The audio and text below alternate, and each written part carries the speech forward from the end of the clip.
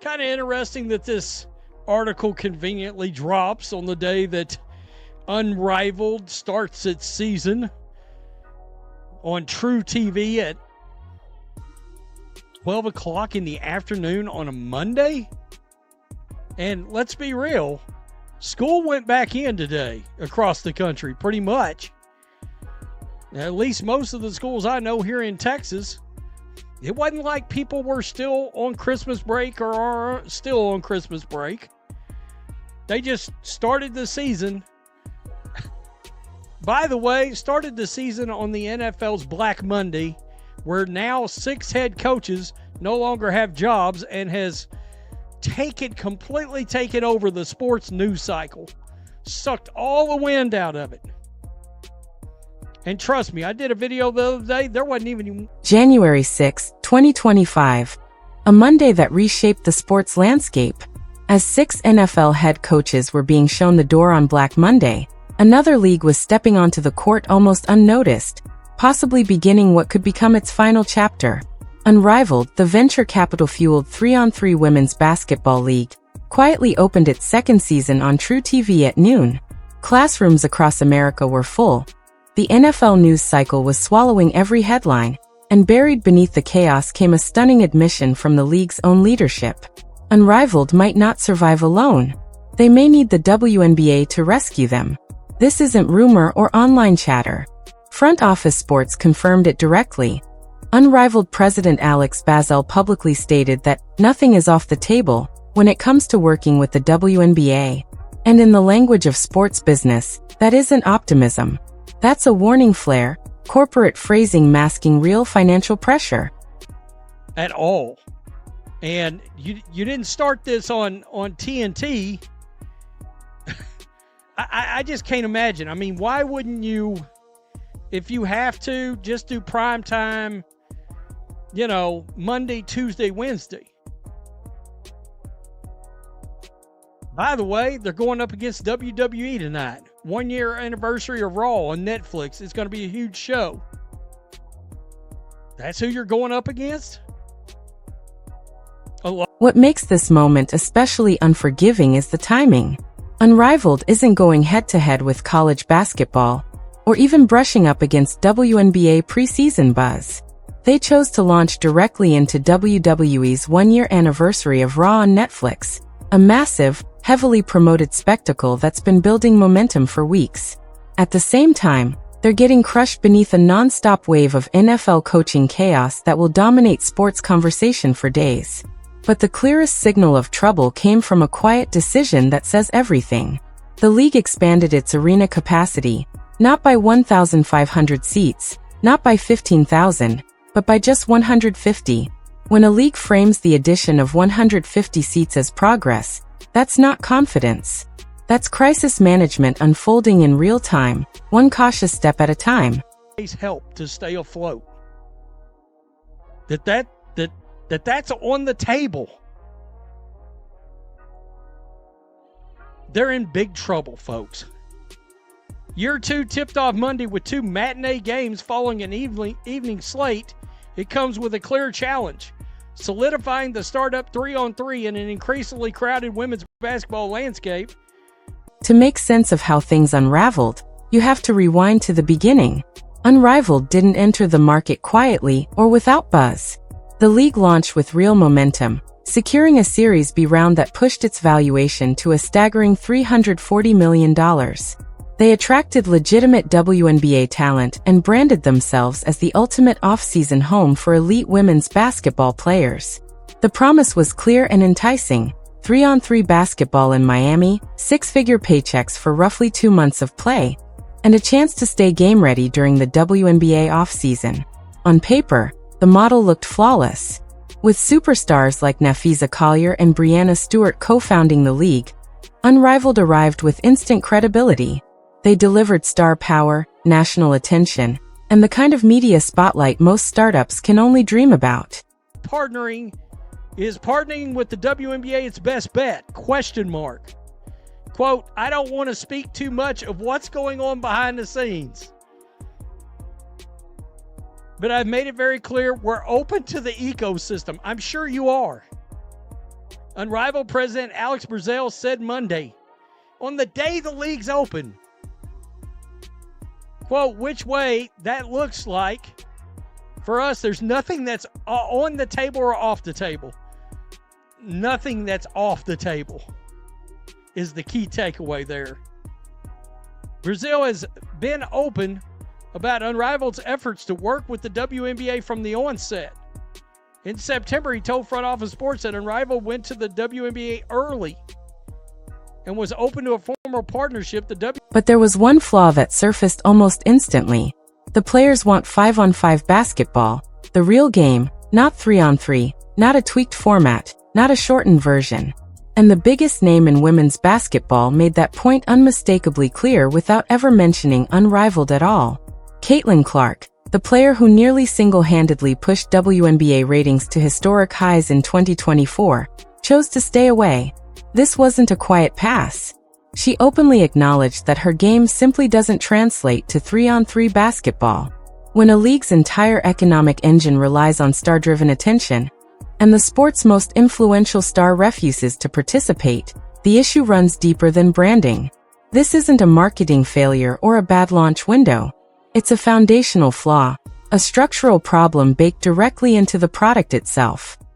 It's because of Project B, which is going to have this league in a damn bind. I mean, real fast. Quote, what you look at right now is there's a collaboration that's going on in NBA Europe. That was not a formal partnership before. As long as you can look at that space in an innovative lens, anything is doable, anything is possible. He's literally bringing up other examples of collaboration. By this time next year, Project B, the new traveling 5-on-5 league, plans to be up and running with a number of former and current Unrivaled players committed to play in the inaugural season, including Alyssa Thomas and Jewel Lloyd. Beyond that immediate threat, there's a longer-term one if the WNBA pursues exclusivity as a result of increased pay. And the situation deteriorates even further. Caitlin Clark wasn't an isolated rejection. Aya Wilson, a two-time MVP and the unmistakable face of the Las Vegas Aces, opted out as well. So did Angel Reese, whose rivalry with Clark fueled massive engagement all season long. Sabrina Ionescu, one of the WNBA's most marketable and recognizable stars, also passed. In fact, Unrivaled opened its second season missing the 5 most visible faces in women's basketball. Let that sink in. For a league that generated $27 million in revenue during its debut year, that absence matters. On the surface, $27 million sounds strong, until you remember the league is valued at $340 million. That kind of revenue-to-valuation gap only makes sense if explosive growth is guaranteed. But projecting massive growth becomes impossible when your biggest potential stars are choosing a rival league that hasn't even officially tipped off yet. But it does look like it's coming. That may be true, but there's a belief within WNBA circles that the league is still at least one collective bargaining agreement away from being able to offer salaries that warrant exclusivity. But for sustained success, Unrivaled needs to consider an increasingly crowded women's basketball ecosystem. Now, it goes on to talk about the great, and I do mean the GOAT, David Stern, coming out and talking about why the WNBA was created. It was created as a league opposite to the NBA, purposely. So people would have basketball to watch when the NBA wasn't playing. It goes on to talk about the fact that the Unrivaled's got all this new money. Well, it's just investment money. All right, Series B investment valuing the league at $340 million. Following the inaugural season when the league banked more than $27 million in revenue, the league is trying to grow that number, selling more tickets in a small arena, increasing the capacity. This is the real danger, forcing Unrivaled's leadership to quietly look toward the WNBA for support. Project B, a new 5-on-5 traveling league, is scheduled to debut around this time next year, and it's already pulling talent. Commitments are in place from current Unrivaled players, including Alyssa Thomas and Jewel Lloyd. These aren't fringe names. These are stars actively competing in Unrivaled second season, while publicly aligning themselves with a future rival. That's not healthy competition. That's the early stages of an exodus. When your own roster is openly pledging to a league that hasn't even launched, you're no longer battling for attention or market share. You're fighting to stay alive. And Project B holds one decisive advantage Unrivaled can't match. It's offering the version of basketball players actually want to play, 5-on-5, full court, the authentic game. Not a scaled-down format engineered to fit tighter venues and compressed calendars. This league is in a lot of trouble. A lot of trouble. Brianna Stewart, co-founder, when talking about Project B, honestly, I don't know. Talking about, are they considered a competitor? Project B has a lot that's still in the works until they're on the ground running. No, that's no shade to them or anything. It's just different. We're playing 3-on-3 in one city. It's 5-on-5 all over the place. Yeah, but when you... Now focus on what Alex Bazel actually said, because every word counts. Speaking to Front Office Sports, he carefully admitted, "I don't want to go too deep into what's happening behind the scenes, but we've made it clear we're open to the ecosystem. What that looks like for us. Nothing is on the table or off the table." Read that again. Nothing is off the table. That isn't the voice of a league operating from leverage or confidence. That's the tone of an organization struggling to stay afloat, reaching for anything that might keep it above water. And Bazel didn't stop there. He pointed to NBA Europe as an example, a collaboration that existed before becoming a formal partnership. In other words, he's openly referencing other leagues' survival playbooks and floating them as potential blueprints. When leadership starts citing emergency models, the message is clear. This isn't expansion talk. It's damage control. And I'm sure there may, I guess, maybe there's going to be some basketball fans that are going to all come together to try to flood those two matinees. But I'm guessing the ratings for those two games are going to be sub 100,000 viewers. Is that a success? And I'm talking sub 100,000, maybe with the new methodology that's artificially pumping all these numbers up.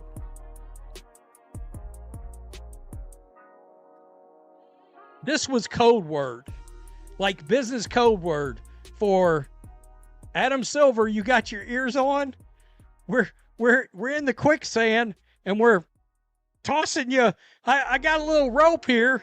Or could you toss us a rope? Toss us a rope. We're going down. It is what it is. I mean, I think Project B is going to stomp this league right out of existence. And then we'll see. You know, you got to realize the NBA is working with NBA Europe. Okay. Well, I mean, Project B is an overseas league. And there's a lot of reputable people involved in that league. You know? Again, Unrivaled, no Sophie, no Asia, no Sabrina, no Caitlin, and no Angel. And if you gave that league True Serum, I bet you they would have told you 6 months ago, well, we'll have Sabrina Ionescu and Angel Reese. No, you won't. What makes this situation especially compelling from a business standpoint is how dramatically the power dynamics have shifted. Early in its development, Unrivaled approached the WNBA with a proposal for partnership. The WNBA declined. At the time, that decision made perfect sense. There was no incentive for the league to support a 3-on-3 operation that would compete for its players' time, health, and attention during the offseason. Helping build a parallel product would have been bad business. But the landscape has changed. The WNBA is now negotiating a new collective bargaining agreement, and within those talks, exclusivity clauses are being seriously discussed. Provisions that would restrict players from participating in outside leagues during the offseason. According to sources around the league, those restrictions don't exist in the current CBA. The WNBA is still at least one agreement away from offering salaries high enough to justify exclusivity, but the direction is obvious. And that leaves Unrivaled trapped. They can't outmatch Project B on the product itself. 5-on-5 basketball will always be more attractive to elite players than a 3-on-3 alternative, no matter how it's packaged. Unrivaled can't lock in the biggest stars because those players are either resting during the offseason or waiting to see which league will give them the better opportunity. On top of that, a future WNBA with exclusivity rules could make offseason leagues effectively illegal under player contracts. The only viable path forward for Unrivaled is to integrate into the WNBA ecosystem, not as a competitor, not as an alternative, but as a developmental league, a minor league system, or a formally sanctioned offseason option. That's the real meaning behind, nothing is off the table. It's a blunt admission. We'll take whatever deal keeps the lights on.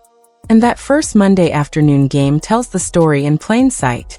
Empty seats were visible in an arena barely larger than 1,000, and the season opener couldn't sell out. Social media engagement is minimal, and the early season buzz that once surrounded the league has vanished. Front Office Sports opened their article with a line that should alarm any investor. The novelty of Unrivaled's inaugural season is gone. The excitement is gone. The aura that once made it feel like the future of women's basketball evaporated. That's a harsh reality for a league that has only completed a single season. The novelty factor was supposed to carry them through year 2 while they built lasting fan engagement. Instead, they kicked off their second season at noon on a Monday, directly against NFL Black Monday chaos and WWE's Netflix anniversary event. This wasn't a move to maximize viewership. It was a play to satisfy broadcast contracts while quietly hoping no one notices how low the ratings are. Consider the strategic missteps that brought them here. Unrivaled marketed itself as the premier off-season destination, yet chose a format the sport's top stars refused to play. They secured massive venture funding based on projected growth that now seems impossible when players are defecting to a league that hasn't even launched. They built a small Miami arena to create intimacy, only to find the seats they have still go unfilled. And they timed their second season launch at the absolute worst moment on the sports calendar, battling the biggest football news day and a major wrestling milestone. None of this is bad luck. This is the consequence of flawed strategy. These are symptoms of a fundamental misunderstanding of the market. Women's basketball players want to play the real game, 5-on-5, full-court basketball. And fans want to watch the stars they follow throughout the WNBA season. Unrivaled has neither the format nor the star power to create lasting, sustainable viewership. So what's next? Alex Bazel's comments hint at ongoing discussions about integrating into the WNBA infrastructure. That could take the form of a G League-style developmental system for women's basketball.